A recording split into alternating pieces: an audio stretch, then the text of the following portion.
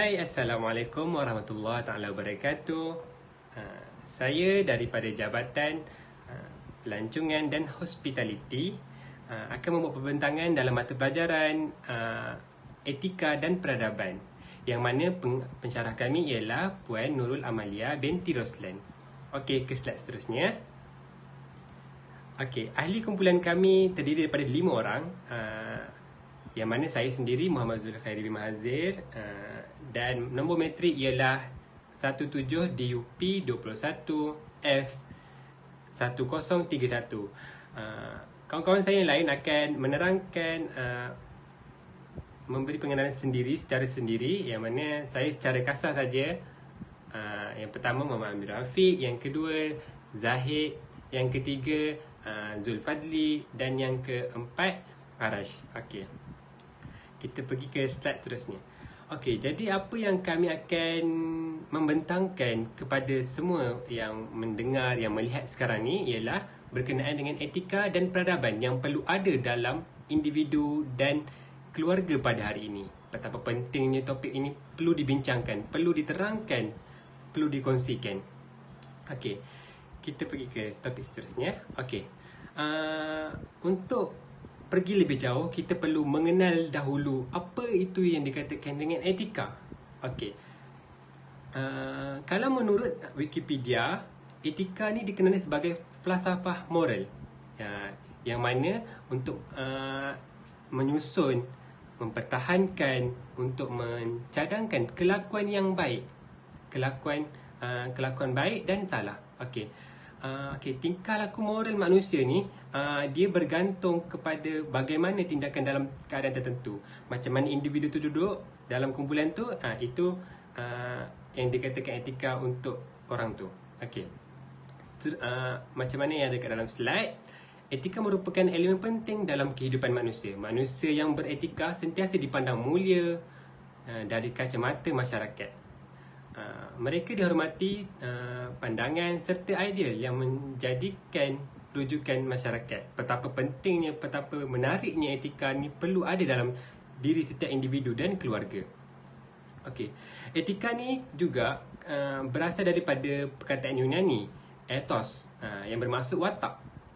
Okey, etika merupakan piawai yang berasaskan betul atau salah terhadap perbuatan dan tingkah laku seseorang dalam melakukan kewajipan sebagai seorang manusia. Etika mengikut individu atau kumpulan masyarakat itu sendiri. Kalau masyarakat di Malaysia, bagaimana etika mereka? Kalau masyarakat di Afrika, bagaimana etika dan peradaban mereka? Berbeza-beza mengikut masyarakat tertentu. Okey, seseorang itu dianggap beretika selagi mana perbuatannya tidak menyimpang daripada norma-norma kesosialan, peraturan, undang-undang dan nilai-nilai moral. Itu pengenalan. Seterusnya kita pergi dalam topik yang dalam pengenalan yang lebih terperinci daripada segi individu dan juga keluarga. Okey, daripada segi individu ni yang mana ada dekat dalam slide, individu ni beretika untuk mendapatkan kebaikan fizikal, ketenangan jiwa dan perasaan. Individu yang beretika juga dapat membina sahsiah diri ataupun kepribadian yang baik kerana beliau memelihara dirinya dengan sifat-sifat yang terpuji. Masyarakat mengiktiraf sebagai yang berbudi pekerti. Ini dalam konteks individu saja, dalam golongan individu ni. Jadi sangat penting etika ni untuk diterapkan dalam hidup kita, dalam kehidupan seharian kita. Okey, untuk kekeluargaan pula, pengenalan dia lagi. Etika ini memainkan peranan yang penting dalam bentuk keluarga beretika. Ikatan yang erat berdasarkan etika kekeluargaan yang sedemikian dapat mewujudkan keharmonian. Oleh sedemikian, keamanan dan keakraban rumah tangga dapat menjamin keutuhan keluarga. Jadi kalau sekiranya keluarga ini beretika, sangatlah boleh menjamin keharmonian dan keutuhan dalam kekeluargaan itu. Okey, itu saja pengenalan untuk etika dan peradaban secara ringkas. Jangan ke mana-mana, kawan saya akan sambung lagi. Ada banyak lagi benda-benda yang menarik. Antaranya ialah video-video menarik, gambar-gambar menarik, info-info menarik untuk ditambah, untuk dikongsikan, untuk penambahan baru untuk diri kita sendiri, untuk jadi orang yang beretika. Sekian daripada saya, Zulkhairi. Terima kasih. Assalamualaikum warahmatullahi wabarakatuh. Nama saya Zaid Zahim Zulkarnain bin Hassan. Sekarang saya akan menyambung slide yang seterusnya berkaitan tentang kesan buruk apabila tiada etika dan peradaban pada setiap individu. Baik, yang pertama ialah gejala vandalisme. Seperti yang kita tahu, vandalisme ini sering terjadi dikarenakan adanya pihak yang tidak bertanggungjawab merosakkan harta benda awam yang berada di sekeliling tempat. Daripada pemerhatian saya, kebanyakan daripada vandalisme dilakukan oleh remaja secara berkumpulan. Vandalisme biasanya dipengaruhi oleh rakan dan dilakukan atas dorongan untuk mengekalkan persahabatan sesama lain. Perbuatan ini dilakukan oleh kebanyakan remaja yang kesunyian dan tiada halu tuju semata-mata untuk mengecapi keseronokan. Antara sebab lain remaja melakukan vandalisme ialah mereka merasa keseorangan dan kesepian, dan perbuatan ini bertujuan untuk menarik perhatian orang ramai. Ada pula golongan yang berasa dirinya tidak bermakna dan tidak berpuas hati serta melepaskan geram terhadap masyarakat dengan memusnahkan kemudahan awam. Okey, yang kedua pula ialah gejala budaya lepak. Faktor persekitaran merupakan salah satu punca yang menyebabkan berlakunya gejala budaya lepak di kalangan remaja. Kebanyakan daripada penduduk yang tinggal di bandar besar akan menetap di kediaman seperti pangsapuri kos rendah, sederhana rendah atau sederhana. Di samping itu, ketiadaan kawasan rekreasi dalam pangsapuri menyebabkan tiada tempat untuk remaja berekreasi. Oleh yang demikian, golongan remaja sering menghabiskan masa melepak bersama rakan di kompleks membeli belah, kedai permainan video dan sebagainya. Apabila melepak, maka mereka tidak terdedah untuk melakukan perbuatan yang tidak bermoral seperti menghisap dadah, berempit, pergaulan bebas dan masalah bosial serta seks lambang.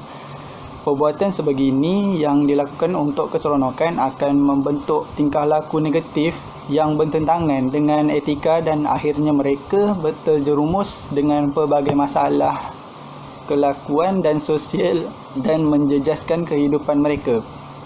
Jadi, faktor situasi yang menyebabkan keadaan ini berlaku ialah keadaan persekitaran hidup remaja tersebut.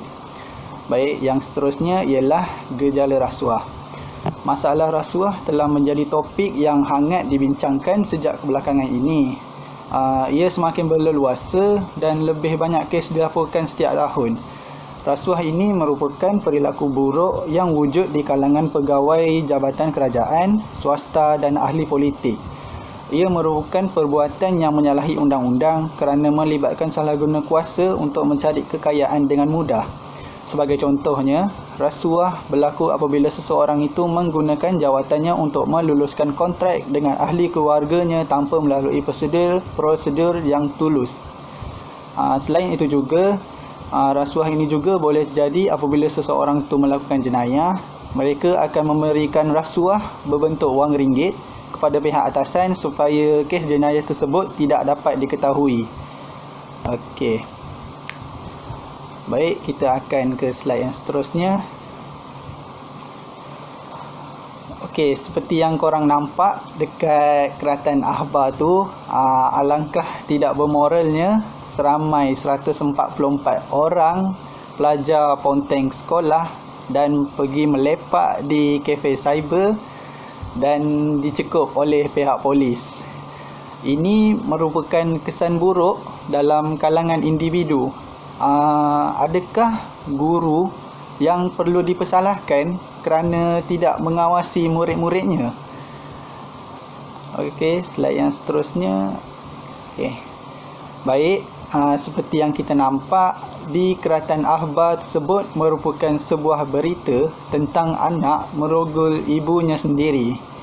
Kes ini merupakan kes yang sangat berat kerana si anak melakukan perzinaan terhadap ibunya sendiri. Hal ini juga tidak patut kita contohi kerana bertentangan dengan agama. Ini juga merupakan kesan buruk dalam kalangan remaja, dalam kalangan keluarga. Adakah ibu bapa yang perlu dipersalahkan kerana tidak mendidik anak mereka dengan baik? Okay. Itu saja penerangan dari saya. Jangan ke mana-mana kerana selepas ini kita akan bersambung di slide seterusnya. Terima kasih. Assalamualaikum warahmatullahi wabarakatuh. Nama saya Muhammad Zulfadli bin Zulkarnain. So, saya akan menyambungkan slide seterusnya, iaitu kesan negatif yang mendatangkan berkaitan dari pelbagai aspek. Okey, yang pertama ialah gejala media sosial. Pada pendapat saya, penggunaan laman sosial seperti Facebook yang meluas dalam kalangan masyarakat boleh menyebabkan fitnah dan mudah disebarkan kepada semua pengguna. Sebagai contohnya, negara kita pernah digemparkan dengan satu berita penceraian yang berlaku dalam akaun Facebook. Hal ini telah mendapatkan kritikan daripada majoriti rakyat Malaysia yang menyifatkan bahawa perbuatan sedemikian amat memalukan kita kerana telah mencemarkan keluhuran peribadi. Selain itu, penggunaan media sosial juga telah digunakan sebagai platform oleh generasi muda bagi mengkritik, menepelak dan meluahkan perasaan atas segala aspek yang dirasakan tidak adil pada perspektif mereka. Jelaslah bahawa pengguna media sosial akan menghakis semangat persaudaraan serta mencermakan kedaulatan negara. Okey, yang kedua ialah sikap kepribadian. Pada pandangan saya, generasi muda yang bersikap kurang sopan terhadap warga emas ataupun ibu bapa bukanlah perkara yang baru. Kebanyakannya mereka tidak mengendahkan kedudukan golongan warga emas dan ibu bapa ini dalam struktur masyarakat. Hal ini disebabkan ibu bapa kurang ketegasan dan terlalu sayang ataupun manjakan anaknya. Bukan sahaja ibu bapa tidak mendidik anaknya, malah mereka juga berpengaruh dengan rakan-rakan yang tidak sopan. Okey, yang seterusnya ialah pembaziran masa. Apabila kita gagal menguruskan masa dengan baik, kita akan menjadi tidak produktif, stres dan bertambah gusar. Contohnya, mereka yang sering bermain permainan online di telefon pintar. Apa yang saya lihatkan di sini, permainan online tersebut boleh melalaikan mereka yang mempunyai kerja yang perlu dilakukan. Itu yang muskilkan dan ia sangat membimbangkan. Okey, faktor pembaziran masa ini disebabkan mereka tiada disiplin diri dan objektif yang jelas. Slide seterusnya. Seperti yang kita lihat, iaitu gejala rasuah dalam kalangan penjawat awam merupakan satu pandemik dan satu isu yang semakin serius dan membimbangkan. Sebagai contoh, di KLIA terdapat lebih 30,000 parti, iaitu pendatang asing tanpa izin, dibenarkan masuk ke negara ini dengan begitu mudah dan mendapat imbuhan. Ia bukan sahaja memberikan kesan yang tidak baik, malah merosakkan imej negara dan ekonomi. Okey, kita ke slide seterusnya. Seperti yang kita nampak di dalam gambar tersebut, ibu bapa di dalam gambar itu sedang bertengkar dan anak-anaknya kelihatan tidak tenang. Di sini kita dapat lihat setiap perbuatan dan percakapan oleh ibu sangat penting. Mereka perlulah menunjukkan sikap yang baik dan positif untuk mendidik anak-anak mereka dengan bagus dan sekaligus dapat menjadi keluarga yang bahagia. Okey, baik, itu sahaja daripada saya. Kita akan sambung ke slide seterusnya. Assalamualaikum dan selamat sejahtera. Nama saya Amir Rafiq bin Muhammad Yazid daripada kelas DUP 1A. Jadi, saya di sini ingin memberikan jalan penyelesaian untuk kita mengurangkan kesan-kesan negatif tersebut. Jadi, apakah langkah-langkah penyelesaian yang kita dapat lakukan? Langkah yang pertama ialah kita dapat menguatkuasakan undang-undang. Tapi macam mana? Bagaimana dengan penguatkuasaan undang-undang kita dapat mengurangkan kesan tersebut? Pada pendapat saya, kita dapat memberikan hukuman atau dendaan kepada masyarakat yang kurang bertanggungjawab di negara kita. Yang kedua, jalan penyelesaian yang kita dapat lakukan ialah dengan mengubah sikap kepribadian. Bagaimana kita untuk mengubah sikap kepribadian tersebut? dengan cara kita perlulah melahirkan atau mementingkan sikap kesopanan dan menghormati orang yang lebih tua atau lebih dikenali sebagai warga emas. Seperti mana yang kita tahu sekarang, populasi warga emas di negara kita semakin meningkat. Jadi, kita sebagai generasi muda hendaklah menghormati dan sentiasa membantu mereka yang lebih tua. Dan jalan penyelesaian yang terakhir ialah didikan dan tauladan. Apa itu didikan dan tauladan? Jadi, kita sebagai penjaga atau ibu bapa hendaklah mengambil berat dan mengajar anak-anak yang masih berusia kecil untuk mempunyai sikap beretika dalam diri. Jadi, apabila mereka sudah mencapai kedewasaan, mereka sudah mempunyai sikap hormat, menghormati dan kesopanan. Jadi, itu saja daripada saya. Saya teruskan slide ini kepada Arash. Sekian, terima kasih daripada saya. Assalamualaikum dan selamat petang. Nama saya Arash Syafiq bin Sazali. Saya ingin menerangkan tentang faktor-faktor pembentukan etika individu. Faktor pembentukan individu terbagi kepada 5. Yang pertama, pengaruh keluarga. Yang kedua, pengaruh rakan. Yang ketiga, pengalaman hidup. Dan yang keempat, nilai peribadi dan prinsip moral. Dan akhir sekali, faktor keadaan. Pengaruh keluarga ini amat penting untuk individu kerana didikan ibu bapa akan menjadi pegangan hidup kepada anak-anak, memandangkan hubungan kekeluargaan menjadi hubungan pertama yang rapat kepada seseorang individu. Dan yang kedua pula ialah pengaruh rakan. Pengaruh rakan ini dapat dilihat di peringkat sekolah ataupun di tempat kerja. Seterusnya, pengalaman hidup. Pengalaman hidup telah boleh memberi impak positif dan negatif kepada kehidupan manusia. Dan yang keempat ialah nilai peribadi dan prinsip moral. Contohnya, seseorang yang mementingkan pangkat, pengaruh dan kedudukan tinggi dalam masyarakat akan bertindak untuk kepentingan dirinya sendiri tanpa memikirkan kesannya terhadap orang lain. Dan akhir sekali ialah faktor keadaan. Contohnya, walaupun manusia mengetahui tindakan seperti mencuri adalah sesuatu yang tidak beretika, tetapi keadaan boleh menyebabkan seseorang itu melakukan perbuatan tersebut. Okey, jangan ke mana-mana, kembali selepas ini. Terima kasih Arash atas informasi yang telah anda berikan tadi. Jadi, saya di sini sekali lagi ingin berkongsi kesimpulan yang kita dapat perolehi dari pembentangan kali ini. Jadi, kesimpulan apa yang kita dapat daripada pembentangan etika dan peradaban dalam individu dan keluarga? Kesimpulannya ialah pembentukan etika dalam diri remaja bukan sahaja tanggungjawab ibu bapa atau masyarakat. Malah, kerajaan juga perlu mengambil berat dan campur tangan dalam etika dan peradaban di negara kita. Seperti mana yang kita tahu, etika ini sangatlah penting dalam diri seseorang individu, dan juga etika dan peradaban ini akan menjadikan negara kita lebih aman dan harmoni. Jadi, sebelum saya mengakhirkan pembentangan kali ini, izinkan saya berkongsi sepatah dua kata daripada ilmuwan luar negara yang bernama Napoleon Bonaparte. Apa yang beliau katakan? Kesedaran adalah dasar segala moral dan kebajikan utama manusia. Tanpa kesedaran, manusia tidak ada bezanya dengan binatang. Jadi, saya wakil daripada kumpulan ingin mengucapkan ribuan terima kasih kepada anda semua kerana telah memberikan perhatian dan masa anda untuk kami menyampaikan pembentangan kali ini.